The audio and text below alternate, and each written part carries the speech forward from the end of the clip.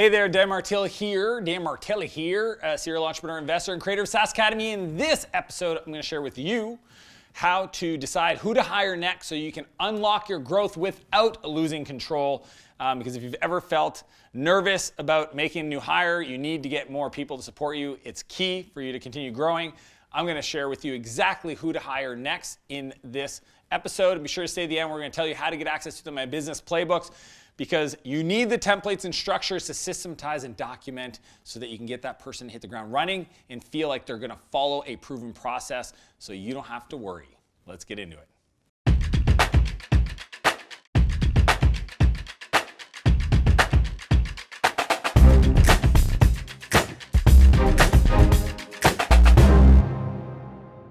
So a few months ago, I was in San Diego with my JFDI group. These are my 10 million plus annual recurring revenue software founders. And one of the exercises I love to do is sit down and ask them to write out their top 3 challenges that they're facing in their business. And then I go up to a whiteboard and I write out exactly what they say their challenges are, so that A, I can serve them and help them overcome those challenges, but B, more importantly, I actually use that challenge and that language to drive my content, my YouTube videos, my ideas, my frameworks, my strategies.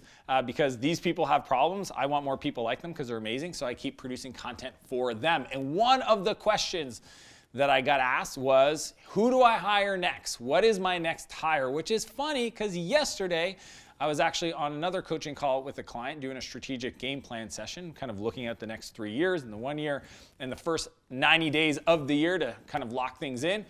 And they asked the exact same question. I actually have built a framework over the years to help me answer that question for myself and help my clients that I want to share with you today that is powerful. I've read all the books on leadership, scaling teams, you name it, from Good to Great to Scaling Up from Vern Harnish to Traction by Gino Wickman to Back Pocket CEO, Double Double by Cameron Herold, and many others, over 1,000 business books. And this is my unique perspective. It's a lot different than anything you're going to read out there, on how to not only identify the areas of your business that needs the most support, but how to do it in a way that continues to add value and energy to your life and not screw it up. Number 1, time study. Analyzing your time, figuring out where you're spending your time is probably the most critical thing you can do at this step. So I have other videos that I've done on the Founder's Scorecard to talk about the $10, $100, $50, $500, and $5,000 areas of your business. I learned this framework from my buddy Todd Herman. But once we understand that there's different types of tasks that create different value, and there's this thing called the effective hourly rate, which I talk about in that training, I'm not going to get into it, then we have the opportunity to understand where are we spending our time in regards to tactical versus strategic initiatives, okay? So here's what I want you to do. It's called the time study. For the past 2 weeks, or for 2 weeks going forward, you're going to review the past 2 weeks, is I want you to write down every 15 minutes exactly what you were doing. If you were talking to a client, talking to a team member, working on receivables, working on code, marketing initiatives, you name it, I want you to, every 15 minutes, it has to be done physically in a book. This is what I do with my team when they're like, I'm overwhelmed, I don't know what to do. Time study, and they sit there with their journal and they log it. Here's what's cool, is that will give you the data points that you need to actually decide where you should spend your time. Because here's what happens, is most people make the mistakes of keep hiring new people to solve problems in their business or to build more stuff, which just adds more to you as the entrepreneur, as the founder.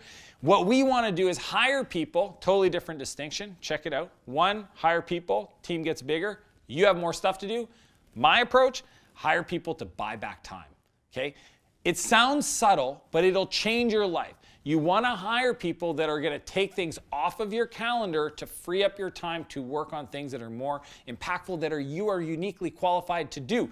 $10 task, eventually $100 task should not be done by the founder and CEO, because you have to think about vision, money, culture, hiring, etc. Okay, so time study is number 1.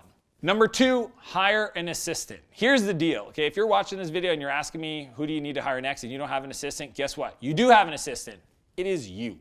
And there is nothing wrong. I think the perfect EA is one of the most valuable team members in the company. Literally, I've been blessed to have several over the years, but my assistant is one of the most important people in my life, because not only do they take care of me and ensure that I'm working on the most valuable things, they're making sure that everybody else that I interact with that they know I care about are also being taken care of, and communicating with them so that they have what they need, personal and professional, to move things forward. So here's the test, okay?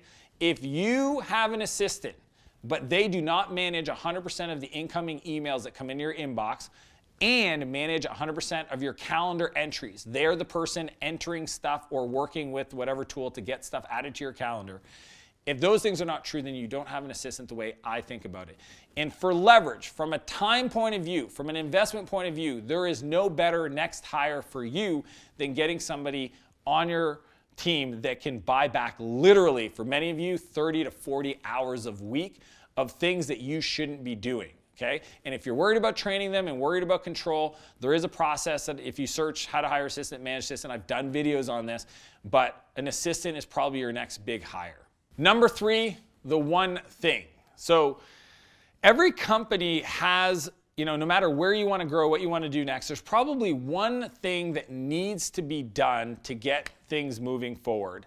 And I believe that that's where you should stay in regards to your commitment to the business. So whatever that one thing is, you should own that because you're the founder. It is the most critical. For many of you guys, it's lead generation. Some of you guys, it's sales. Other of you, it's product design. But whatever that is, I want you to give yourself permission to own that and look around other areas of your day and your work life that you do that somebody else could do for you to give you more time to deal with that critical next step. So it's very important that you understand your numbers, your metrics, the performance, your funnels, to see where that one thing is. Where is that force multiplier that if I invested the time and energy could have a geometric impact to my growth in the business? That is the opportunity.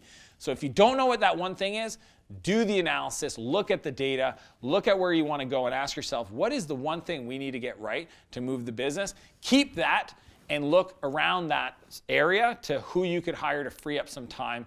That's another step, okay? Number 4, avoid pain, okay? So who you should hire next. So one, you could definitely hire somebody to help you take stuff off so you can do the one thing.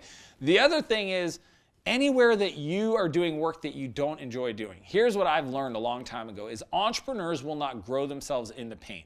What does that mean?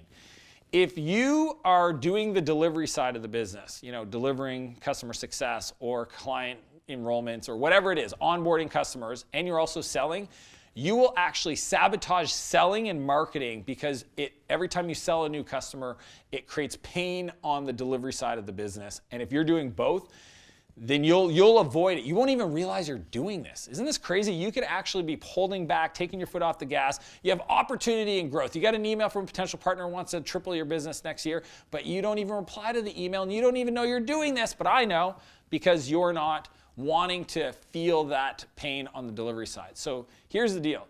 If you know that's true for you, wherever that is, if it's sales, if it's on customer success or delivering the product or writing code, you want to get somebody to take that over as fast as possible because you will not grow into pain. You will not want to grow and you don't even know it. So you need to hire somebody to take that pain off of your calendar so that you can keep moving forward. Number 5, value and energy. So this is the last filter that I'm going to, because I can't tell you exactly, like if you're here, you need to hire this. It's subjective to who you are, how you want to build your business, how you show up in your business. But here's what I'm going to say is everything I've said so far will give you criteria understanding who that next key hire is and do it in a way that won't feel like you're losing control because it's not too big of a decision. But here's the other one is anything that creates a ton of value for the business, and here's the other criteria, and brings you energy, you want to keep that on your plate. I can't tell you how often, founders pivot themselves or hire themselves out of an area of joy, of energy, of passion from the business because they were told like, okay, I need to hire a VP of product, or I need to hire a VP of marketing, or I need to hire whatever it is, VP of sales. And you actually love that part of the business.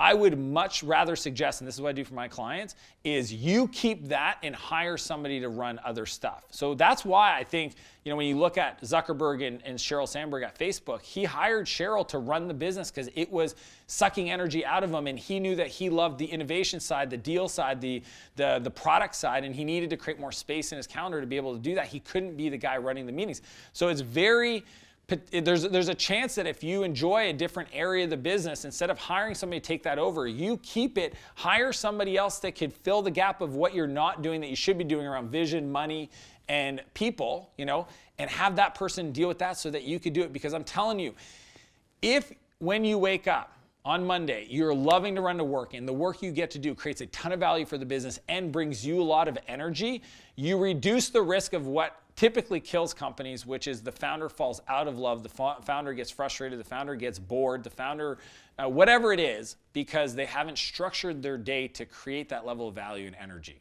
So look at that for you and make sure you don't make the mistake of actually hiring somebody to replace that, and then your day just becomes bland. So quick recap, how to decide who to hire next to unlock growth within your business without losing control. Number 1, time study. Figure out where your time's going, buy back some time. 2, hire an assistant. Make sure that they have access to 100% of your email and your calendar. Number 3, one thing. Where is the growth opportunity? Lean into that.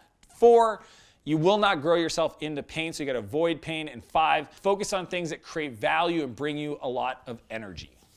So as I mentioned at the beginning of this episode, I want to share with you my playbooks templates. If you're wondering how to systematize, document, and create structure in your business, these are the Google Doc templates that I use to build and scale my playbooks, my business playbooks. You can click the link below to download a copy of that for yourself. And if you think there's anybody this video can serve, feel free to share it with them directly. Smash that like button, subscribe to my channel. And as per usual, I want to challenge you to live a bigger life and a bigger business. And I'll see you next Monday. Test, test, test. Yo, what's up? Everything good? Yeah.